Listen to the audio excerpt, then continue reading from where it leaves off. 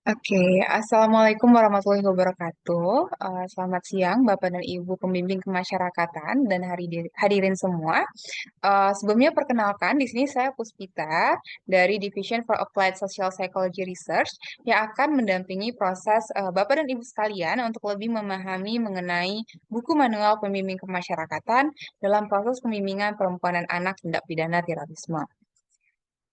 Pada hari ini kita akan belajar atau memahami khususnya mengenai aktivitas program pembimbingan, di mana indikator pembelajaran dari proses hari ini yaitu petugas dapat mengetahui kerangka umum dan bentuk respons program pembimbingan untuk klien teroris. Adapun tujuan pembelajarannya yaitu kita mendapatkan pemahaman terhadap kerangka umum dari program pembimbingan. Yang kedua adalah kita mendapatkan pemahaman mengenai respon umum untuk program pembimbingan. Dan yang terakhir, kita mendapat pemahaman mengenai respon spesifik dalam program pembimbingan. Bagian pertama, kita akan melihat terlebih dahulu kerangka dari program pembimbingan, di mana program pembimbingan dalam buku ini dibagi menjadi respon umum dan respon spesifik.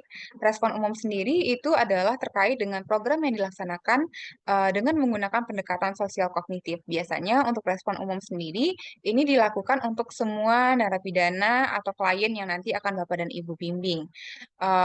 Sementara untuk respon spesifik, biasanya adalah untuk program yang dilaksanakan menggunakan pendekatan personal atau yang bersifat spesifik. Jadi program-program yang diberikan nanti akan disesuaikan dengan kebutuhan klien itu sendiri. Jadi mungkin akan berbeda untuk setiap kliennya.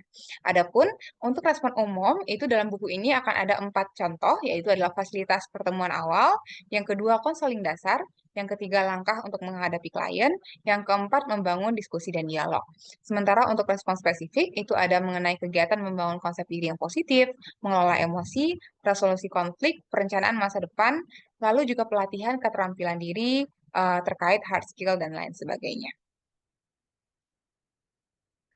Untuk bagian pertama kita akan masuk dan membahas mengenai respons umum terlebih dahulu, di mana tadi seperti yang sudah dijelaskan akan ada mengenai pertemuan awal, konseling dasar, dan membangun diskusi dan dialog.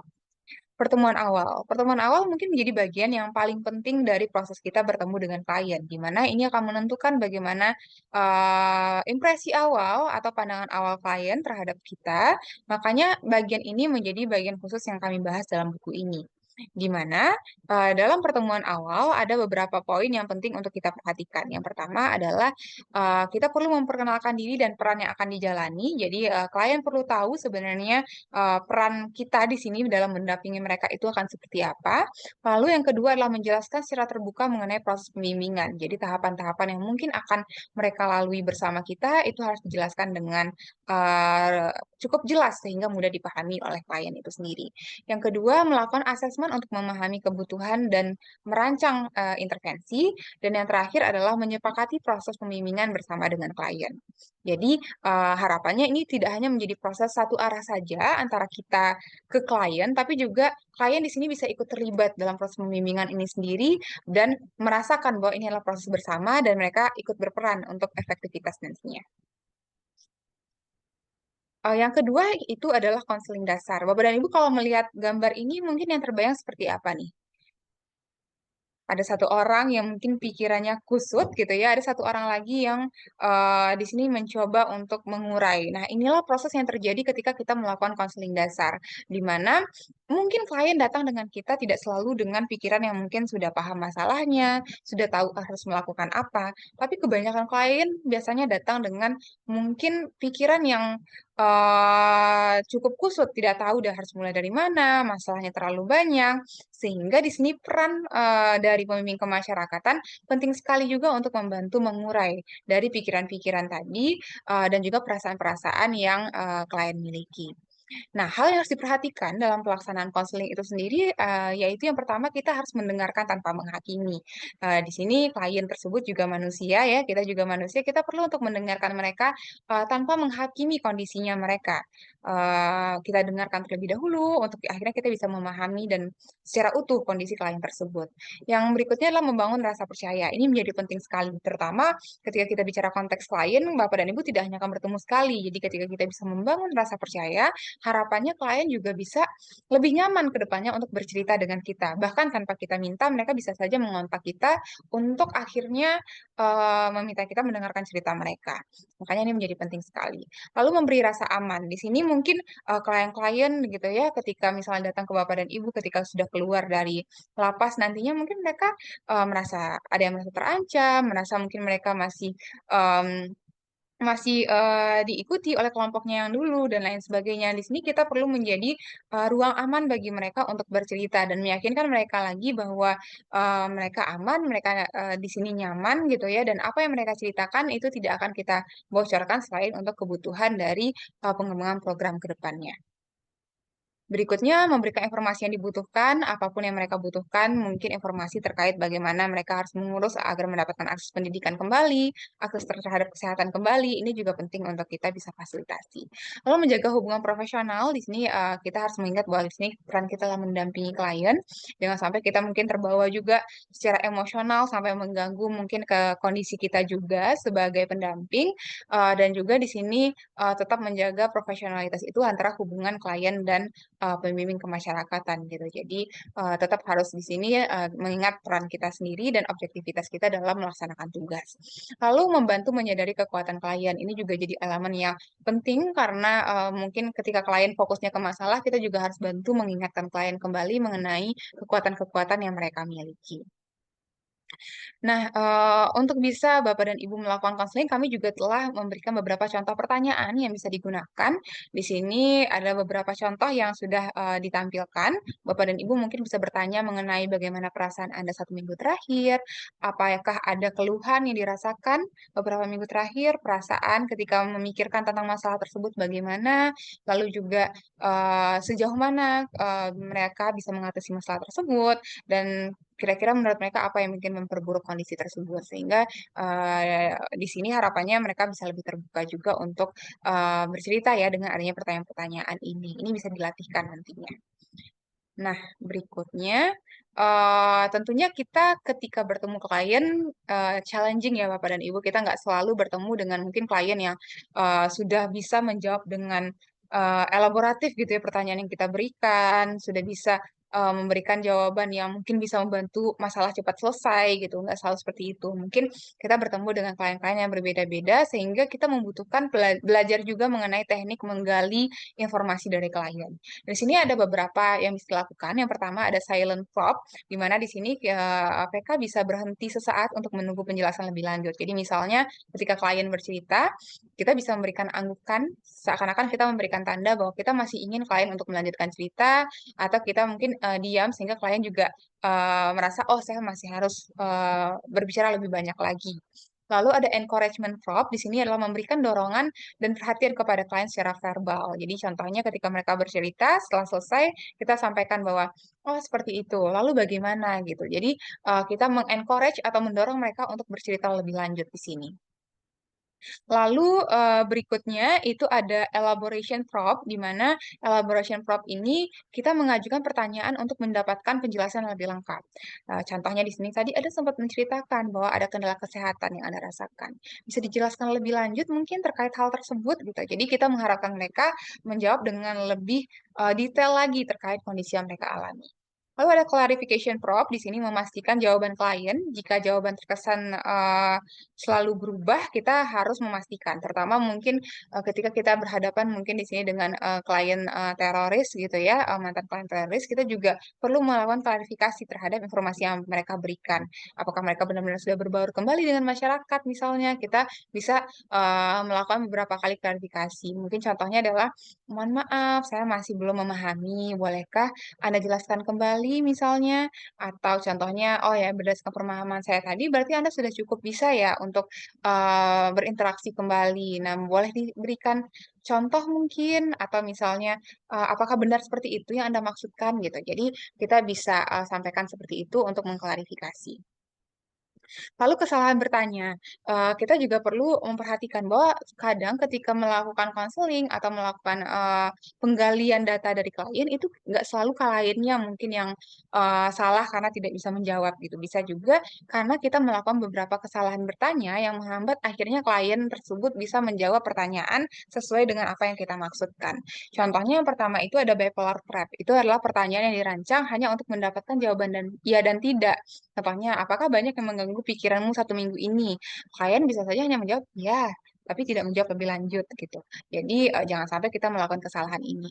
Lalu open to close switch. Jadi pertanyaan yang awalnya terbuka, lalu tiba-tiba kita tutup. Contohnya, bagaimana kegiatanmu 1 minggu ini? Itu sudah terbuka ya Bapak dan Ibu. Tapi kita lanjutkan, apakah ada kesempatan angin-angin? Nah, bisa jadi klien hanya menjawab, iya, saya ada kesempatan angin-angin, tapi dia nggak menjawab nih terkait kondisi dia 1 minggu ini.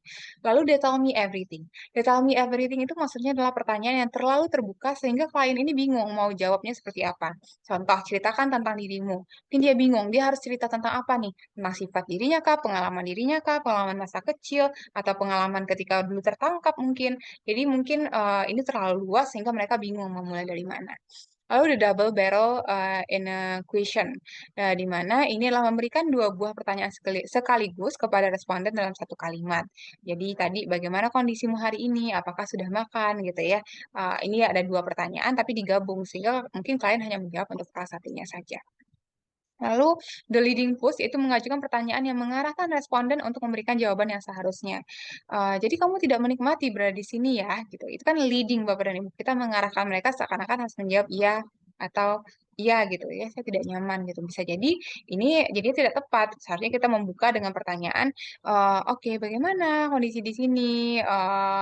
Bagaimana kenyamanan yang Bapak dan Ibu rasakan di sini? Atau bagaimana kondisi yang menghambat, mungkin di situ kita bisa tangkap maksud nyaman dan tidak nyaman tadi. Jadi tidak hanya mengarahkan bahwa mereka akan belajar tidak menikmati berada di kondisi saat ini. Oke, berikutnya di sini Bapak dan Ibu juga bisa latihan ya nantinya mungkin dengan eh, rekan sesama PK atau mungkin mau dicobakan ke klien juga boleh gitu untuk teknik konseling yang telah dijelaskan tadi. Di mana kalau nantinya mungkin ingin mencoba berlatih dahulu dengan PK, rekan sesama PK, Bapak dan Ibu bisa menggunakan teknik bermain peran, yaitu di mana Bapak dan Ibu di sini bisa meminta kepada rekannya untuk mungkin pura-pura menjadi klien, Bapak Ibu sebagai pembimbing gitu ya, mendengarkan cerita klien, nanti mungkin yang bisa meminta feedback juga kepada mereka, kira-kira tadi bagaimana yang Bapak Ibu lakukan, apa yang perlu ditingkatkan, apa yang mungkin sudah baik gitu, itu bisa ditanyakan nanti ketika mencoba bermain peran ini. Kalaupun tidak bersama PK, ini juga bisa dilakukan ketika Bapak dan Ibu bersama klien nanti sebagai sarana latihan juga. Nah, Bapak dan Ibu, kita juga harus menyadari bersama bahwa kadang kita mungkin kebingungan ya menghadapi klien. Ada yang kayaknya terlalu terbuka, ada yang kayaknya tertutup sekali. Nah, di sini kita akan coba melihat kira-kira ketika berhadapan dengan klien yang terbuka, apa sih yang kita lakukan gitu. Nggak bohong ketika berhadapan dengan klien terbuka, mungkin, duh ini udah panjang sekali gitu ya, waktunya sudah semakin terbatas, apa yang harus kita lakukan. Nah, ini beberapa tipsnya Bapak dan Ibu. Yang pertama adalah jangan terlalu larut dalam cerita klien gitu. Mungkin kliennya ceritanya sangat luas gitu ya, tapi di sini kita yang mengetahui dengan pasti tujuan dari sesi yang kita jalankan gitu. Jadi mungkin di sini kita juga bisa memahami batasan juga gitu. Bagaimana akhirnya kita bisa tetap fokus kepada tujuan dari konseling yang dilaksanakan. Lalu yang kedua, klien yang terlalu terbuka pada kasus terorisme juga perlu mendapatkan perhatian khusus. Bisa jadi hal tersebut merupakan upaya mereka untuk mempengaruhi pembimbing untuk memiliki ideologi yang sama. Jadi ketika nanti mungkin mereka terlalu terbuka gitu ya dan terkait bahasan terorisme, Bapak dan Ibu mungkin juga perlu membentengi diri di sini agar mungkin tidak ikut gitu ya dengan ideologi-ideologi tertentu. Ini bukan berarti kita mendiskriminasi mereka ya Bapak dan Ibu, tapi setidaknya kita sadar bahwa ada kemungkinan tersebut sehingga mungkin kita juga tahu atau jika memang merasa diarahkan atau apa, kita bisa lebih fokus kepada diri kliennya dibandingkan mungkin kasusnya gitu. Lalu yang ketiga, pastikan kebenaran cerita klien dengan mengulangi pertanyaan di sesi berikutnya. Jadi untuk bisa mengatasi hal tadi gitu ya, mungkin kliennya terlalu sering bercerita mengenai kondisinya terlibat jaringan gitu, kita bisa juga mengajak mereka untuk mengklarifikasi ulang. Tadi di awal kamu menyebutkan seperti ini, sekarang seperti ini. Kira-kira yang benar yang mana misalnya itu juga bisa. Lalu jika pembimbing merasa cerita klien terlalu panjang, pembimbing itu sebenarnya bisa memberikan atau memberhentikan cerita di tengah untuk mengklarifikasi. Maaf, saya potong ya ceritanya. Saya izin menyimpulkan terlebih dahulu gitu. Jadi ceritanya seperti ini ya. Bapak sudah tidur karena teringat keluarga dan anak misalnya. Jadi di situ memberikan kesempatan juga untuk kita tidak terlewat semua informasi pentingnya karena mungkin kliennya cerita terlalu panjang kita ngerasa wah kayaknya saya udah takut lose nih atau takut kehilangan gitu informasinya takutnya nggak ketangkap semua dipotong dulu diklarifikasi dulu baru dilanjutkan kembali. Lalu yang terakhir adalah jika waktu sudah hampir habis pembimbing bisa menunjukkan tanda nonverbal seperti mengecek jam lalu juga pembimbing bisa melihatkan tanda-tanda nonverbal lain untuk menutup sesi misalnya menyampaikan bahwa sepertinya waktu kita tinggal 10 menit lagi ya. Kira-kira apakah ada yang ingin ditambahkan? Jadi ketika 10 menit kita sudah memberikan sinyal bahwa waktunya terbatas gitu. Atau kalau memang sepertinya panjang sekali dan kayaknya dia tidak aware, klien tidak aware, Bapak dan Ibu bisa sekali melihat jam untuk memastikan bahwa ya ini waktunya nggak sepanjang itu gitu. Mungkin akan berakhir. Jadi kliennya juga menangkap sinyal-sinyal tersebut. Lalu untuk klien yang tertutup, ini beberapa strategi yang mungkin bisa dilakukan. Jadi jangan memaksakan klien untuk bercerita. Berikutnya, awali dengan pertanyaan tertutup untuk membantu klien terbuka gitu. Jadi mungkin mereka kalau ditanya bagaimana hari ini gitu, mereka nggak akan langsung bisa jawab karena terlalu uh, terbuka pertanyaannya. Bapak dan Ibu bisa menanyakan, bisakah kamu ceritakan kesibukan sebelum terlibat dalam jaringan misalnya. Jika sudah cukup terbuka, maka baru diberikan pertanyaan-pertanyaan terbuka tadi. Jadi berikan pertanyaan tertutup dulu, bagaimana? Udah makan siang atau belum? Atau misalnya tadi kesini naik apa gitu. Baru kita berikan pertanyaan terbuka tentang cerita mengenai kondisi keluarganya dan lain sebagainya. Lalu jika klien sulit untuk terbuka ketika pendekatan secara individual, klien sebenarnya bisa dibimbing juga dengan mungkin klien teroris lainnya. Jadi melakukan secara grup gitu ya, sehingga mungkin ketika dia melihat temannya juga aktif, itu akhirnya mereka juga ikut mau aktif juga untuk sharing dan bercerita. Lalu pembimbing bisa memberikan penguatan bahwa hal yang disampaikan klien aman kerahasiaannya, sehingga mungkin ketakutan mereka untuk bercerita bisa berkurang gitu ya. Dan pastikan mereka juga paham bahwa ini tidak untuk disebarluaskan. Lalu jika klien masih sulit untuk terbuka, pembimbing bisa membangun interaksi dengan menceritakan mengenai topik umum terlebih dahulu, yang mungkin tidak ada kaitannya dengan diri klien atau kasus klien. Jadi, mungkin bisa sampaikan, wah akhir-akhir ini lagi sering panas ya, atau lagi sering hujan ya, atau akhir-akhir ini lagi sering ada di isu ini dibahas ya, yang mungkin nggak ada kaitannya dengan masalah klien tersebut. Jadi bisa cerita terkait itu dulu, sudah lebih nyaman, baru kita masuk ke tentang diri klien tersebut. Nah, berikutnya tadi kita udah belajar mengenai konseling, selanjutnya kita akan memahami mengenai diskusi dan dialog. Nah, dialog ini bisa beragam bentuknya. Yang pertama bisa dialog perencanaan dan pengembangan program bersama juru bicara klien teroris atau klien penghubung. Jadi, ini adalah hal-hal yang perlu diperhatikan. Jadi, dialog ini tujuannya adalah kita menentukan kira-kira untuk klien ini rancangan programnya seperti apa ya. Di sini kita akan lebih baik melibatkan klien tersebut atau mungkin perwakilan dari yang dekat dengan klien tersebut dalam proses perencanaan ini. Jadi yang pertama yang bisa kita lakukan yaitu petugas menyampaikan tujuan dari dialog yang dilakukan, lalu petugas melakukan diskusi terkait program dan pendekatan yang bisa dilakukan kepada klien, petugas meminta pendapat kira-kira mengenai kebutuhan dan tantangan yang dihadapi oleh klien, lalu petugas juga meminta pendapat mengenai dukungan yang klien butuhkan untuk memudahkan proses yang dijalani. Eh, dan kegiatan ini itu bisa dilakukan secara berkala sebenarnya. Jadi ketika misalnya kita udah melakukan proses pembimbingan selama 2 bulan misalnya, lalu kita ngerasa bahwa wah kok kayaknya masih kurang efektif ya, kita bisa mengajak mereka berdiskusi kembali untuk merancang ulang, menyesuaikan kembali kebutuhan mereka, tantangan mereka, dan dukungan yang mereka butuhkan. Nah, berikutnya adalah diskusi mengenai isu keluarga, keagamaan, dan sosial dengan cara bertanya kepada klien teroris.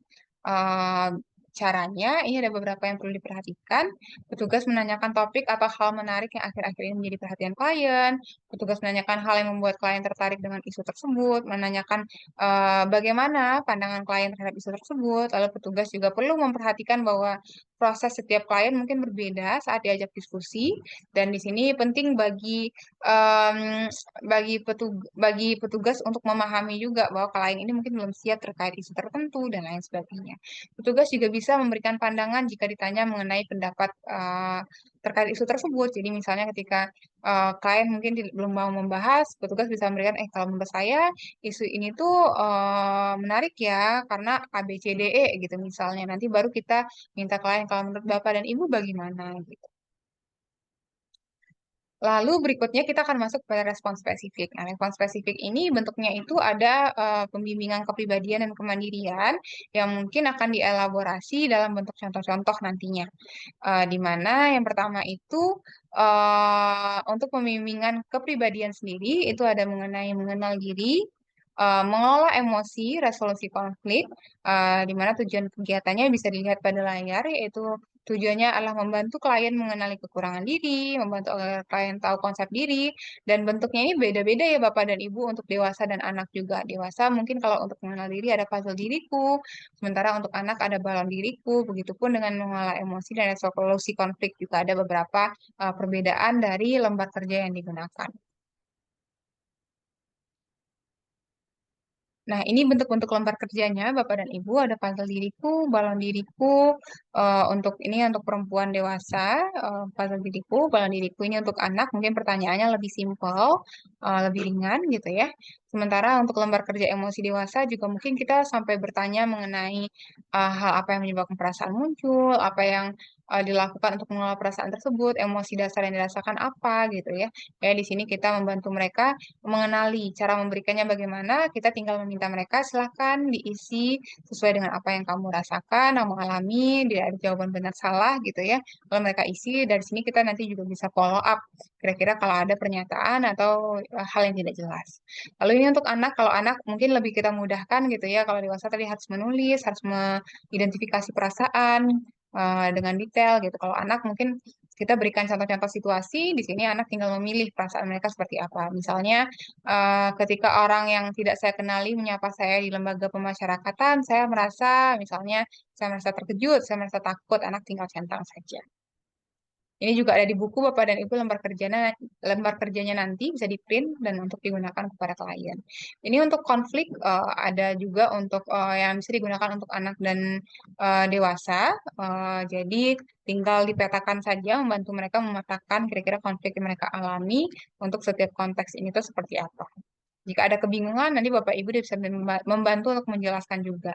Dan mungkin untuk menjadi bahan perhatian juga bahwa mungkin sebelum mengadministrasikan ini, Bapak dan Ibu bisa gunakan juga terlebih dahulu, sehingga nanti tidak kebingungan ketika misalnya klien bertanya terkait cara pengisian atau apa yang harus dijawab. Dan ini juga bisa bagian dari refleksi diri kita juga ya, untuk lebih mengenal diri kita sebagai pembimbing kemasyarakatan juga. Jadi nanti lebih enak lagi kalau bertemu dengan klien. Nah, selain tadi ada juga pembimbingan kepribadian, kemandirian yang kita berikan, di mana di sini ada perencanaan masa depan dan pembinaan keterampilan diri. Di mana kalau untuk masa depan tujuannya adalah klien bisa memahami perencanaan yang akan mereka lakukan ke depannya, memaknai proses perjalanan hidup mereka.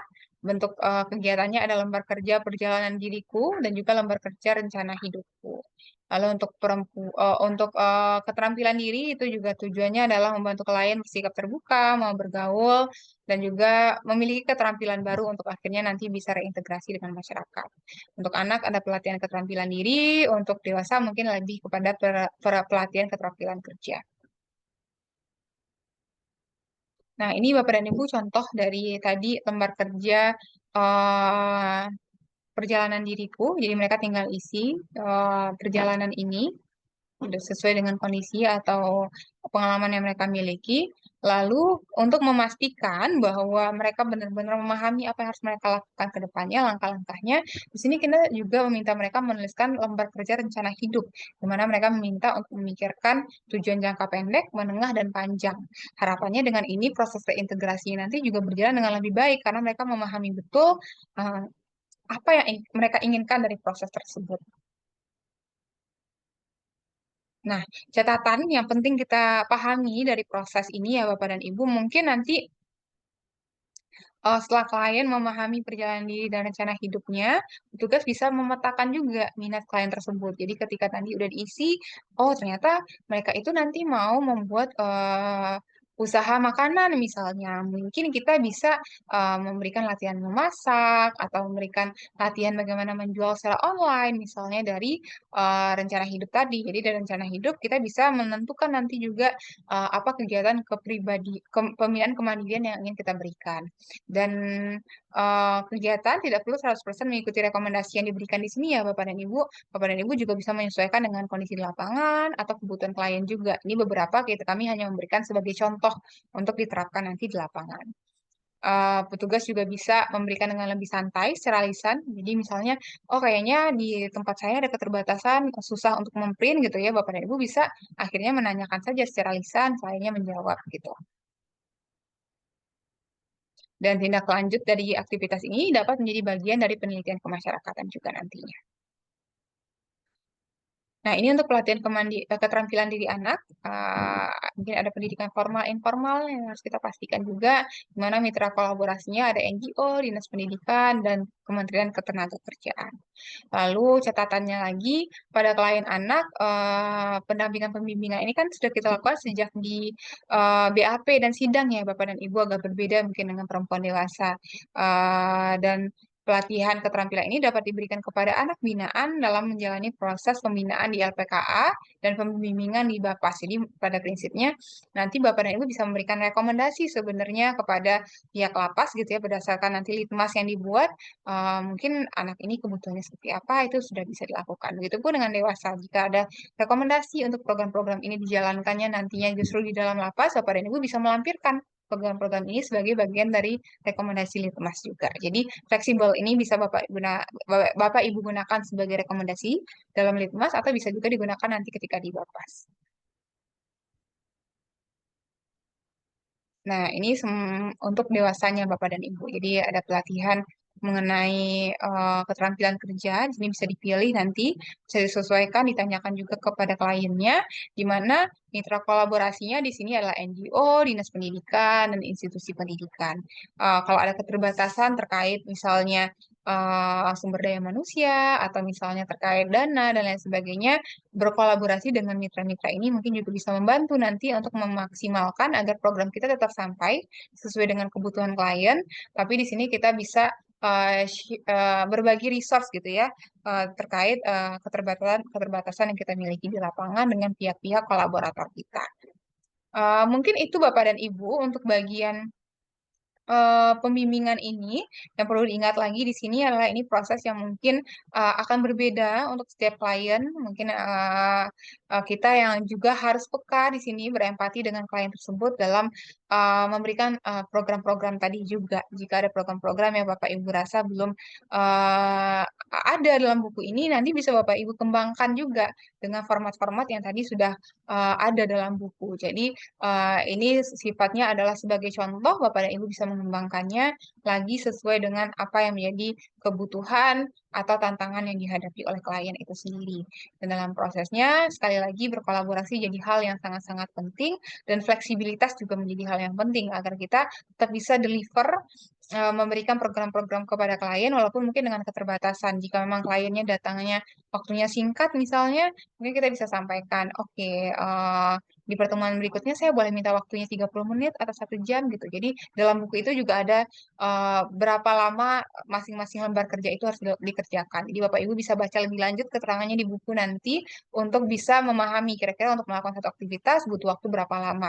Jika memang tidak selesai di satu kali pertemuan, Bapak Ibu juga bisa meminta kepada mereka untuk datang beberapa kali untuk membahas satu topik tertentu gitu. Jadi lebih fleksibel saja sebenarnya. Mungkin itu Bapak dan Ibu, salah kurangnya saya mohon maaf. Semoga nanti bisa dipraktekkan di lapangan dan tentunya bermanfaat juga untuk klien-klien yang Bapak dan Ibu dampingi nantinya. Sekian dari saya, terima kasih. Assalamualaikum warahmatullahi wabarakatuh.